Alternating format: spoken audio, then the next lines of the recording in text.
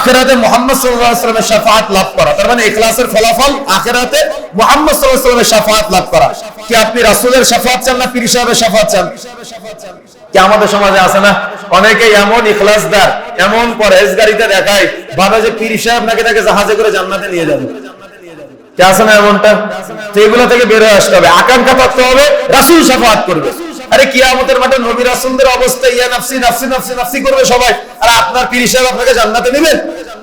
এই জন্য শাহজালাল, শাহপরান, খান জাহান আলী, শাহ মখদুম তো বহু দূরের কথা, সব মসজিদে নববী থেকে রাসূলের কবরের কাছে গিয়ে যদি আপনি কোনো কিছু চান তাহলে সেটা পাওয়া সম্ভব না। কেন? তিনি হলেন সৃষ্টি। চাইতে হবে কার কাছে?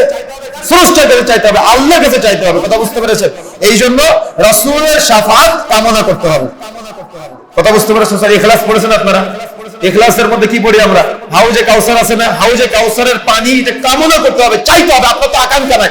আপনার আকাঙ্ক্ষা দুনিয়াতে 5 বিঘা জমি, আপনার আকাঙ্ক্ষা একটা প্রাইভেট কার, আপনার আকাঙ্ক্ষা দেখা যাচ্ছে একটা ওট নায়কের মতো সন্তান, আপনার আকাঙ্ক্ষা অমুক জায়গায় আমার যদি একটা ফ্ল্যাট থাকতো, একটা প্লট থাকতো। কি এগুলো আকাঙ্ক্ষা না?